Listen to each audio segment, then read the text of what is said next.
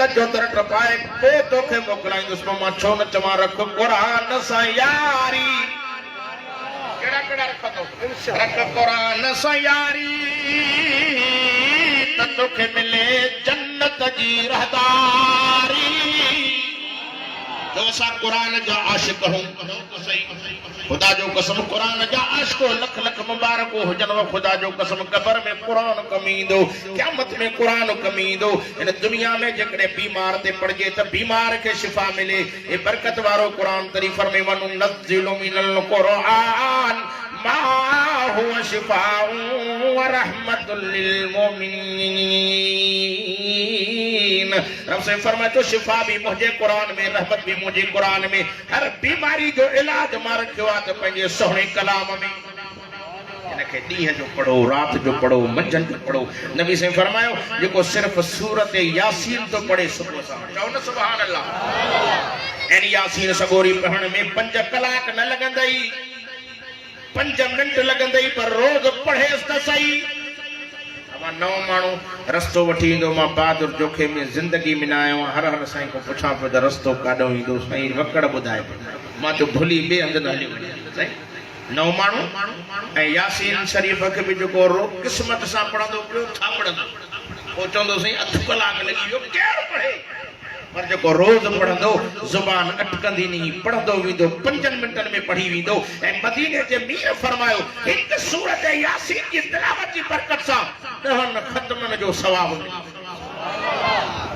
ऐं मुझे सोहणे नबी दिलबर नबी फरमाए सजो डी पंजे कमकार सां हलाल रिज़्क़ की तलाश में निकली तो वने सजो डी सूरत यासीन जो पहरो तो हली फरमाई कुल्ली शैइन कल्बुन व कल्बुल कुरान यासीन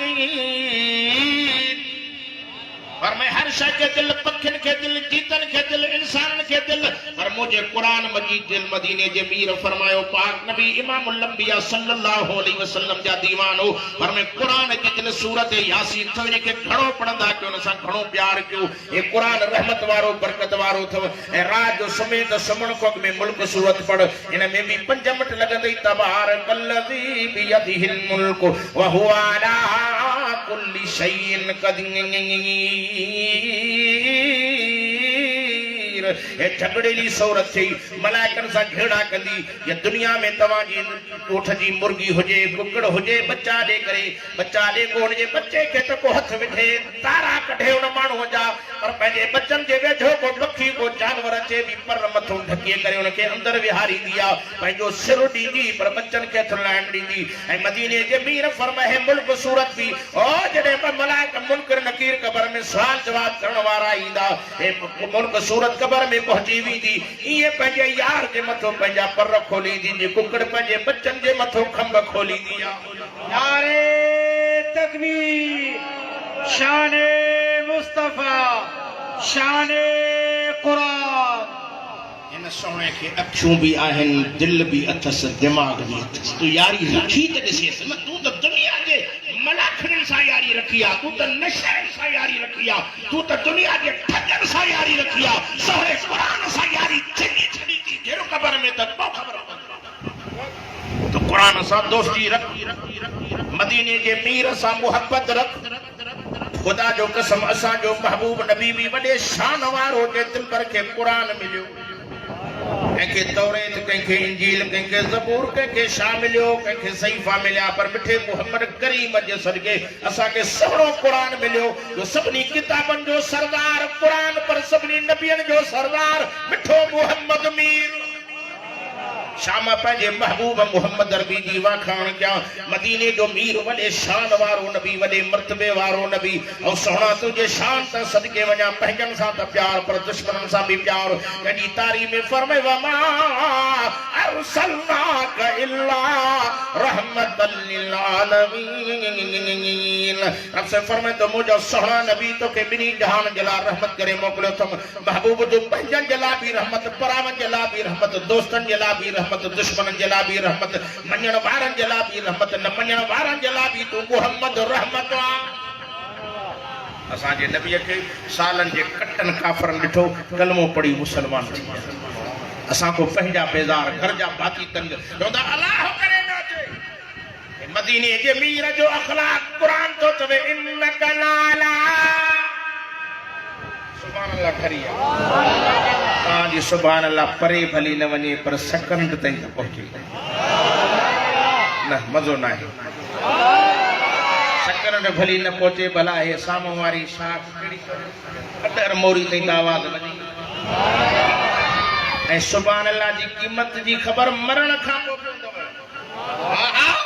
बाकी तो केकड़ो बुजुर्ग अल्लाह जो वली के कब्रिस्तान में गुजरियो कब्र मां जो गुजरे हिकड़ी कब्र मां कुरान जो आवाज ॿुधण में आई कब्र जे मथो वीर उचे तो कब्र वारा केतिरो अरसो थी वियो थी कब्र में थी 1000 साल गुजरी विया आहिनि घणा साल 1000 ते घणा खत्म पड़िया थी जे अंदाज़ो ही ना है किरोड़े खत्म पड़िया था ओ जियरा तू वडो खुश नसीब तू वडे भागन वारो आ तू मुखे हिकड़ी सुभान अल्लाह जो सवाब दे मां किरोड़े खत्म जा तोखे सवाब दिया मालूम छो त मरी वञण खां पोइ केतिरियूं बि नेकियूं करे इबादतूं करे ज़िक्र करे क़ुरान जा ख़त्म पढ़े पर टके जो फ़ाइदो न मिलंदई अॼु जेकॾहिं सुभान अल्लाह चवंदे इन सुभान अल्लाह जी क़ीमत क़बर में घिरण खां पोइ तोखे मिलंदी दुआ करण आयो अल्लाह ताला तव्हां असांखे मिठे नबीअ जे मिठे नाले वारे मुहम्मद सां मोहब्बत नसीब करे आमीन त चओ पाक नबी इमामुल अंबिया सल्लल्लाहु अलैहि वसल्लम जा परवानो अबू जहल झलींदो तो वदिला तस्माउ लिहाज़ल कुरान वलगौ फीहि लअल्लकुम तग़लिबून न ॿुधो नी मोहम्मद अरबी जो वाइद वॾो जादूगर अथव हेड़ो जहिड़ो हले साम्हूं छा पिया चवंदा वतन चवे थो अबू जहल जल्दी कयो शहर छॾे करे मको छॾे करे बाराड़ी में हलिया वञो जबलनि में हलिया वञो ॻोठनि में हलिया वञो इहो मोहम्मद वॾो जादूगर तो जेको नी मोहम्मद जे चेहरे खे घर विसरी वींदस बच्चा विसरी वींदस कलमो पढ़ी ने मोहम्मद ने मुसलमान थी विंदो और मुसलमानो कलमे वारो भक्तन वारा उहे जिन मिठे मोहम्मद जो दीदार कयो कलमे जी दौलत सा माला माल थी जन्नत जा मालिक बणजी विया अबू जहल होलाइंदो के वने बाबा छडियो वनी गोठन में लिखो यो सामो पंदो कलमो पढ़णो पजी विंदो एकड़ी मक्के में रहण वारी पोड़ी औरत गंडो सामान टपड़ कपड़ा जे बधी करे गीले गीले गीले घर के दरवाजे ते रखे जको भी रस्ते को अचे पे उनके सडे करे चवे भी अब्बा पुट हे गंड तमो जे मथे ते रखरायो हर को तकीदो निपतो पे वने केर कुराड़ी के गंड खणाए एतरे ते मो जो सणो हबीब नबी जो नबी इमामुल अंबिया पे अचे उन पोड़ी जी हुजूर साईं जे चेहरे ते अंदर पई ॾिसी करे चवे थी सुभान अल्लाह ॾाढो सणो आ चोड़ीअ जे चंड में आएब पर हिन सोहणे जे चेहरे में ज़रे जो दाग नाए तने भटाई घोट चवे तो चंड चोड़ीअ रात जा भली तू सौ सौ करी सिंगार पर पहुंचे न मुझे प्रिय थे तोड़े हिला करी 1000 तुझी सब जमार मुझे दिल पर जो तम हिकड़ो खुदा जो कसम सोहणे नबी जे चेहरे दे तकई करण निकरी वियस जो ओ सोहणे चेहरे वारा ओ हसीन चेहरे वारा तो जोड़ो सहणो मां जिंदगी में ॾिठो न आहे साईं फरमाए जी अम्मा शाम जाला और चवे थी सोहणा ओ नौजवान उनके पतो न आहे को नबियन जो नबी इमामुल अंबिया रईसुल अंबिया खतीबुल अंबिया ज़ीनतुल अंबिया 1.25 लाख नबियन जो ताज इहो आहे चवे थी ओ नौजवान मेहरबानी कर एक गंड त खणी मुझे मथे ते रख साईं फरमाए त हाज़िर अम्मा हाज़िर ये चई नबी अलैहिस्सलातु वस्सलाम पी रहा पोड़ी के हथन दे पेरन दे तकन था पोड़ी दिसी चवे थी अबा शायद तू भी गंड न खणाई साईं फरमाया मां गंड ॾाढी वज़नदार या तू कीअं खणी सघंदी माई जे करे हेठ मथे निहारा तो गंड ॾाढी वज़नदार हाणे हीअं तू कर गंड आऊं पंहिंजे मथे ते रखां छो पियो तू हल रस्तो ॾेखारींदी हल त मां तोखे घर पुॼाए ॾियां में घोड़ो आहे ओजे सकरंड जी बाजार गंड असां जे मथे ते घोड़ी अॻियों घिटी बी वठी सिधो कर असां एॾा त भला माण्हू आहियूं खुदा जो कसम महबूब जे सदके रब छॾी वेठो थी न त मिंट बि रहण जे क़ाबिल हर बुराई असां में चोरी असां में ठगी असां में फिराड असां में ज़िना असां में हर शइ असां में पर मदीने वारे मुहम्मद करीम जे सदके रब तुंहिंजा असांजा वक़्त भला करे छॾिया जो रब वाइदो कयो त मुंहिंजा सोहणा तुंहिंजे सदके दुनिया में शक्लियूं न मटाईंदो मान त अॻे नबियनि जा उम्मती नाफ़रमानी करनि त ज़मीन खे ऊंधो करियो छले चिकड़ वारो बच्चो न रहे वॾा वॾा जोधा जवान ओ जिनजा खजल जेॾा कदा हा आद समूजी क़ौम जे जबल जेॾा वॾा चौड़ा ते चुन थुला मतारा हा अल्लाह जे हुकुम जी नाफ़रमानी को रब हवा जो हुकुम कयो अची जो हवा जो हली त जवाननि जा पेर ज़मीन में मथे खजी विया मथे उॾामी हीअ जो हिक ॿिए सां टकरिया त नाला निशान ई ख़तम थी विया एकड़न के भोला बांदर करे छड़ी कुरान तो फरमाए कूनु किरदतन खासीन फरमाए एकड़न के भोला ते बांदर करे छड़ी जो मां पंजी धीए दे टके जेवे पिया मां पंजी शक्ल ॾिठी थी भोली जड़ी थी मां चवे थी पुट तू पंजी शक्ल ॾिठ तुंहिंजी भोली जड़ी आ पुट पी खे तो चवे पी पुट खे तो चवे किताबन में के तो टे डी टे रातियूं दाहूं कूका कदे मरी विया को खाराइण वारो न रहन को पियारण वारो न रहन को दफनाइण वारो न रहन इए उन्हनि जा लाश कुतन बिल्लन जे हवाले थी विया पर मदीने वारे साईं जे सदके रब करम कयो थई असा जो पाक मोहम्मद करीम जो सब को शान में मान में मर्तबे में मकाम में मथे आ तरी तक बुजुर्ग जो कायनात कया कठे तभी मुझो मोहम्मद मथे मथे जो अकीदो ईमान आ हथ मथे खणी चवन सुभान अल्लाह कायनात कया कठे तभी मुझो मोहम्मद मथे मथे के तो हिरस जी पवन हुरा परियो चढ़ो नेण खणी तके तभी मुझो मोहम्मद मथे मथे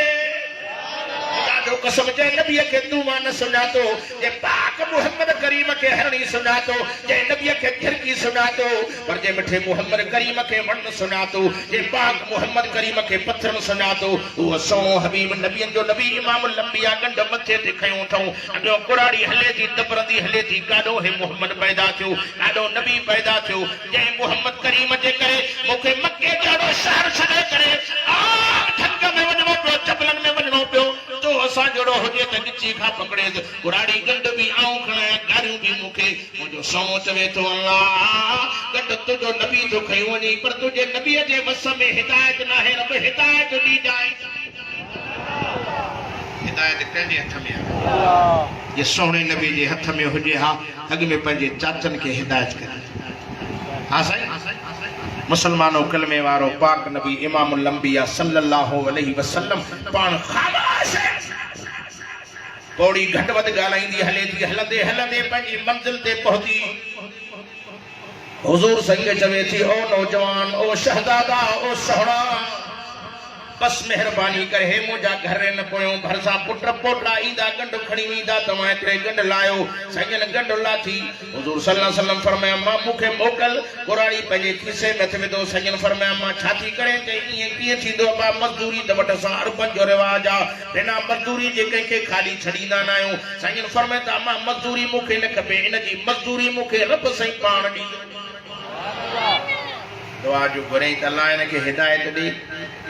मजदूरी में हिदायत खपे पोड़ी नबी संगे बाह के पकड़े पी रही थी अबा ये की थींदो मजदूरी नथो वठे मुझे घर हल मानी खा शरबत पी पानी पी गर्मी जी मौसम आ संगन फरमाइन ता मां कहीं शे की जरूरत ना है बस मोकल ले त मो वञ पोड़ी चवे थी अबा ये की थींदो मेहरबानी करे भला पंहिंजो नालो त ॿुधाए जो तुंहिंजो नालो वठी मां तोखे दुआ में त याद कयां मां को भलाई करे तो दुआ में याद कजे असा वरी चंगाई करण वारे सां दुश्मनियूं कंदा या एले मां गलत तो ॻाल्हायां मां दुआ करण आयो हां त चंगाई करण वारे जो भी खैर घुरंदो मदीने जे मीर फरमाया मां नालो न ॿुधाईंदुमि जेकर नालो ॿुधाईंदुमि तुंहिंजी दिलि में दुख पहुचंदो सदमो पहुचंदो मां इहो दुख सही न सघंदुमि थोड़ी चवे थी सोहणा एॾी तुंहिंजी महिरबानी आऊं नाराज़ न थींदुमि नालो ॿुधायो चओ न सुभान अल्लाह साईं फरमाया मां जे नथी मुणे त नालो ॾसाई तो जे मोहम्मद करीम के सॼी वाट रस्ते में गारियूं ॾिनी थियो मोहम्मद मां आहियां ओड़ी जे अखिन मां लुड़क जारी थी यारोई चले थी ओ पुत्र मोहम्मद करीम अबू जहल त अजायो असा के भुलायो तू त शफीक नबी आ तू त दिलबर नबी आ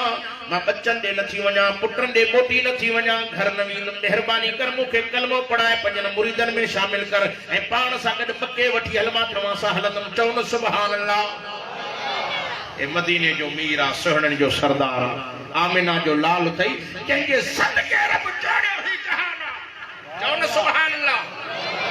पाक नबी इमामुल अंबिया जी महफिल सहाबा हुजूर जी महफिल में वेहन शाद मज़ो मुझे सोहणे हबीब जी खिदमत में सहाबा वेहन किताबन में अचे टुकड़ो यहूदी जो पुत्र नबी सोहणे जी महफिल में ईंदो हो पर वेहंदो हो त नबी साईं खे वेठो ॾिसंदो ई ॾिसंदो रहंदो हो अखियूं ई न फिरकाए छड़ो नबी साईं जे दीदार में ही मस्त थी वञे त केॾो न सुहिणो आहे। पाक नबी इमामुल अंबिया साहबा के चवन साहबियो मुखे पानी त पियारियो साहबा तकड़ में उठन पानी ला पर वो छोकरो अग में अची वने साईं पियो साईं जडे महफिल खोतन तो वो छोकरो तकड़ में अची हुजूर साईं जी जुती मुबारक सिधी करे हुजूर साईं के चवे साईं पायो पान करीम सल्लल्लाहु अलैहि वसल्लम एक दफे सहाबा जी महफिल में वेठा ही नजरूं पिया फेराइन हेडे होडे वाधाइन पिया सहाबा जो साईं छा था ॾिसो के था गोलियो फरमाए उहो मुझो दीवानो उहो मुझो परवानो जो यहूदी जो पुत्र मां मोहम्मद करीम जी जुती मुबारक सिधी कंदो हो मां मोहम्मद के पानी पियारींदो हो वो नंढड़ो नज़र नथो अचे साहबा जो साईं उनखे त ॿ टे ॾींहं गुज़री विया हिन न आयो आहे साईं फरमाए वञो जांच करे जो जे बीमार आहे त मां मोहम्मद तब कुर्सी ला हलां जे मरी वियो आहे त मां मोहम्मद उज़र ख्वाई ला हलां